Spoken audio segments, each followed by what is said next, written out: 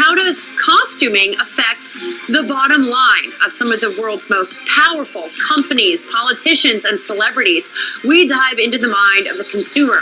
Prepared to be surprised. Stand by. It starts right now.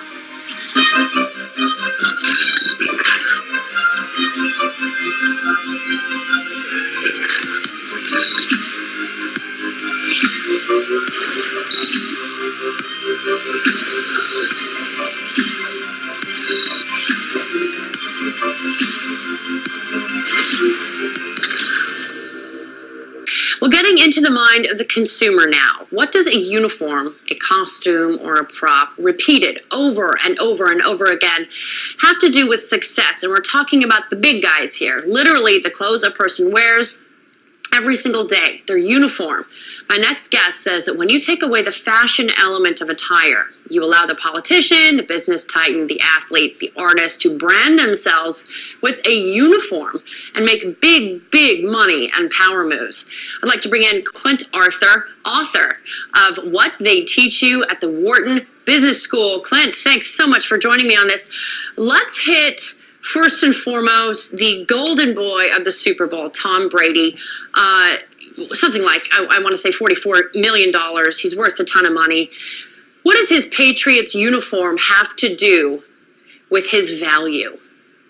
I went on Google today and Googled Tom Brady 2007, and I looked at the uniform he was wearing then, and it's exactly the same as the one he's wearing in 2017. And that allows him to just focus on doing the job instead of concerning himself with the niceties of fashion, whatever they may be at the moment. Conservative, hard-hitting professionals, they use the same costume, the same uniform over and over, day after day after day, so they can focus on taking care of business. Well, then it becomes sort of their trademark. Let's talk about, you're talking about the top 8 richest guys in the world. We list them all the time. Right there at the top is the hoodie wearing, millennial Mark Zuckerberg. There he is. Sometimes he deviates as a light gray, he does a black, but whatever.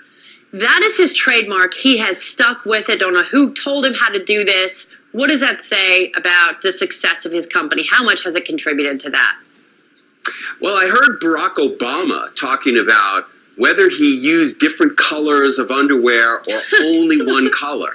And a lot of this has to do with eliminating trivial decisions from the minds of people who need to make big decisions. And I think that may be one of the reasons why Zuckerberg sticks to a very consistent uniform. He's got lots of other things to worry about and decide about, rather than should it be a light gray t-shirt, a dark gray, a blue, a blonde.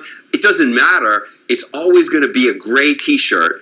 And that's one less thing he's got to think about. Okay, so this also goes right on the line with Steve Jobs, black turtleneck. We all see this, in all of his famous product rollouts. He's saying the same thing.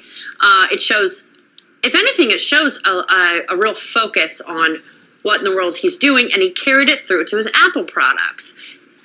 Even when he's passed away, everyone remembers Steve Jobs' outfits.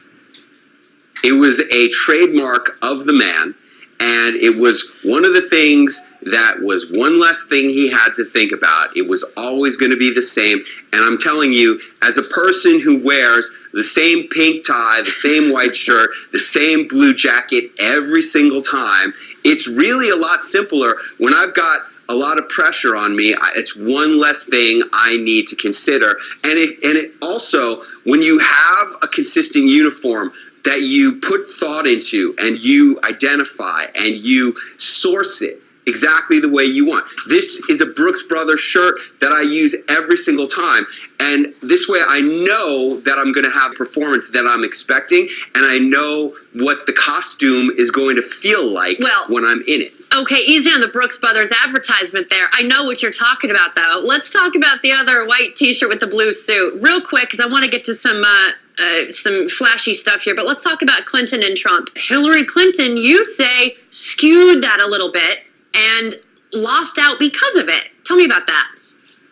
Hillary Clinton's problem was that she would say whatever the audience wanted her to say. There was no consistency in her messaging.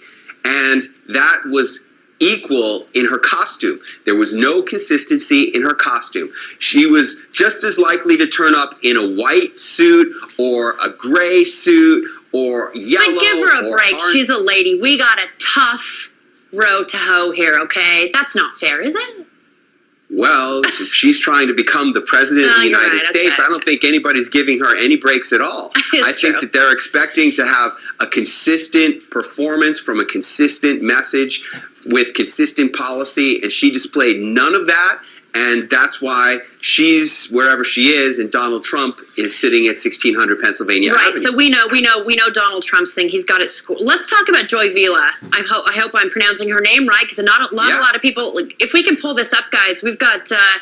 This is her Twitter feed. This is her social media. It's blown up. I checked 5 minutes, this morning, and it's 5 minutes after, and it had blown up by thousands. I don't even know how much she's got. Do we have that photo of her? Check that out. Make America Great Again. She's now number 16 on iTunes. What does it say about people who disrupt? Because she is going to take it right to the bank. Look at that dress. There are two uses of costume in business. The first use is to display consistency, and that's what we've been talking about in the first section of this segment. But the second use of costume is to break through in crowded marketplaces and make a name for yourself when everybody else is all the same. So, for example, when everybody at the Grammys last night was trying to outglam one another, this performer, Joy Vila, who no one ever heard of before yesterday, she went and boom, she used costume to stand out instead of becoming part of the group. Way to go, Joy Vila. And it's what Lady Gaga did a few years ago with her meat dress. With her meat dress. Good God, I know. You should check that out. But, it's interesting to look at this aspect of business and connect it with numbers, especially with this woman's career. Dang, she looked good in that dress, but not everyone liked the message on it. Thank you so much. I can't wait to bring you back to talk about this stuff. Clint Arthur, the author of What They Teach You at the Wharton Business School. Thank you so much.